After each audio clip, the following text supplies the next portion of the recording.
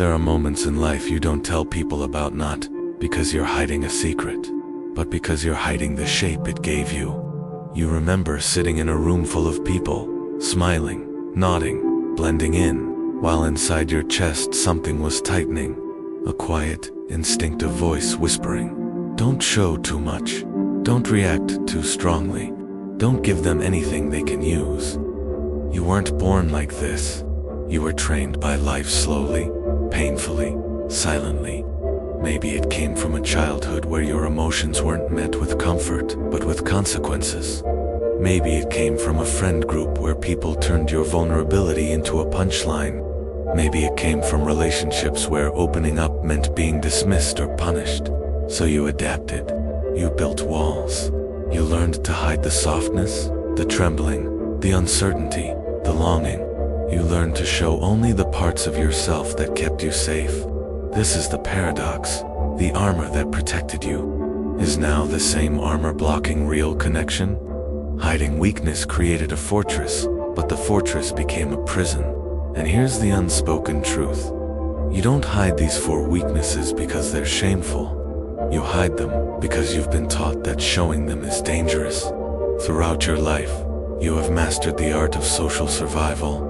You learned what to reveal, what to minimize, and what to bury so deep even you barely acknowledge it.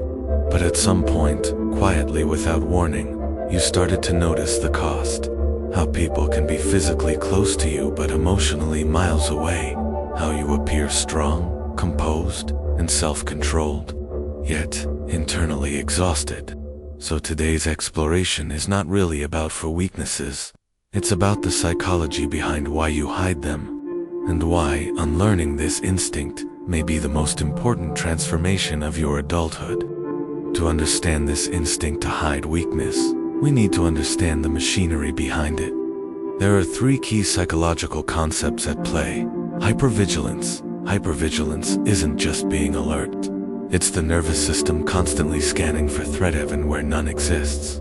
Neuroscience shows that a hypervigilant person has an overactivated amygdala, the brain's fear center. It means your body reacts to emotional risk the same way others react to physical danger. When someone raises their voice casually your heart spikes.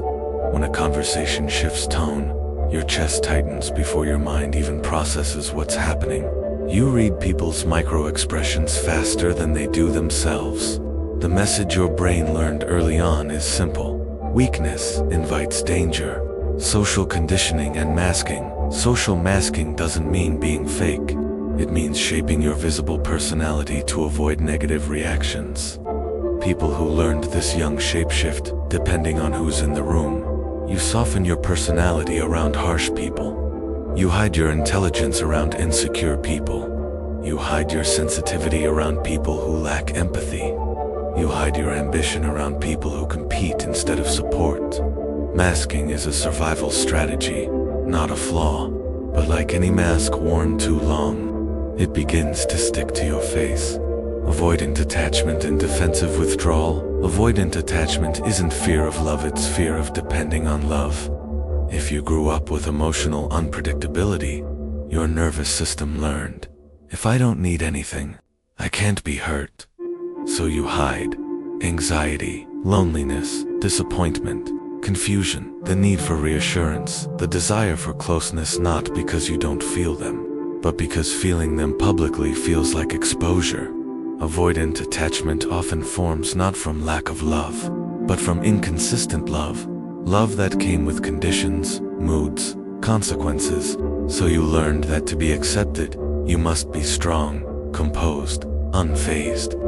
You learned never to show weakness, because weakness once cost you something you couldn't afford to lose. Here is the part few people understand. Every weakness you hide has an emotional cost. The cost is measured not in tears, but in distance. The distance between who you are and who you pretend to be. And the cost is heavy. You spend your life performing strength while quietly craving the relief of letting someone see the truth. You become the dependable one, the stable one, the strong one, the unshakable one. And yet, at night, when everything in your world goes quiet, You feel an ache so sharp it almost has a temperature. Because strength without softness becomes isolation. Control without connection becomes loneliness. Independence without vulnerability becomes emptiness. Carl Jung once said, "The most terrifying thing is to accept oneself completely." Why is it terrifying? Because accepting yourself means accepting the parts you've been punishing. The fragile parts, the uncertain parts, the needy parts, the hopeful parts. It means admitting that you are human, not a fortress, not an armor, not a wall. And for someone who has survived by the idea of laying down the armor feels like stepping into battle unarmed. But here is the deepest pain. You want connection so badly, but your fear of vulnerability blocks the doorway. You are tired, not physically, but emotionally tired from carrying a version of yourself that is only half the truth. Hiding weakness becomes a pattern that shapes almost every part of adult life. Let's break down the 4 weaknesses you instinctively hide and how they manifest today. Weakness 1. Uncertainty. You were taught that not knowing makes you look incompetent. So now, as an adult, you research obsessively before speaking. You avoid asking questions, even when you're lost. You pretend to understand concepts to avoid embarrassment. You project competence, even when you feel overwhelmed. This is not confidence. This is self-protection, disguised as certainty. Weakness 2. Emotional hurt. You learned that expressing hurt made things worse. So now, you say it's fine when it's not fine. You minimize your pain to keep the peace. You withdraw instead of confronting issues. You detach to avoid looking dramatic. You became fluent in emotional restraint, but restraint without release becomes internal suffocation. Weakness 3. The need for reassurance somewhere in your past.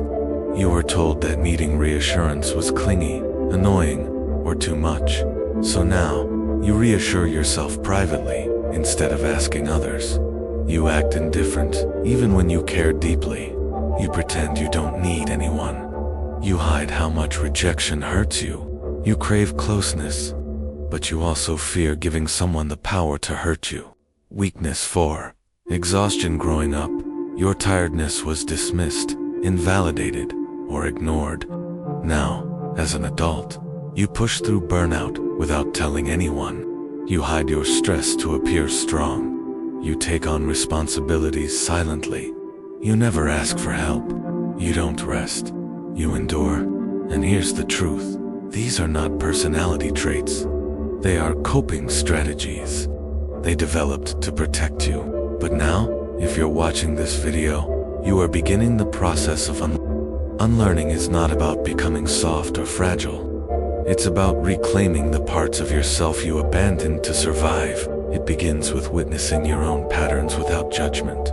You tend to, you often. These are not condemnations. They are doorways to You survive by hiding, but you heal by being seen. Healing begins with one quiet, uncomfortable truth. You are not weak for having weaknesses. You are human, and the parts of you that you hide, the trembling, the longing, the doubt, are the parts that make connection possible. Here are a few paths forward. Inner child reparenting. Speak to yourself the way no one spoke to you. Tell yourself, it's okay not to know. It's okay to need help. Your feelings make sense. You don't have to be strong all the time. You are giving your nervous system the safety it never had. Shadow work. Sit with the parts of you you've been avoiding. The fear, the insecurity, the softness. Not to fix them, but to understand them. Integration always begins with recognition. Choosing softness in small moments. You don't need to break open your entire life.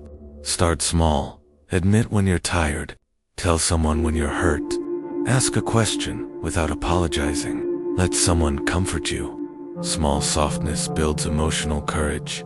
Accepting that connection requires risk. You cannot be loved deeply while hiding deeply. You can't be understood if you show only half the truth. And you cannot form real bonds while wearing armor meant for war. There is a quote attributed to Rumi: The wound is the place where the light enters you. The very weaknesses you hide may be the doorway to the connection you've been craving your entire life. You spent years surviving by hiding your weakness. You don't need to apologize for that. But now, you are allowed to live differently. You are allowed to rest, to admit, to soften, to reveal, to be held, to be known. You don't need to be perfect to be loved. You just need to be real. If this spoke to you, share it, subscribe, and stay for more, because this channel isn't here to fix you. It's here to help you become whole.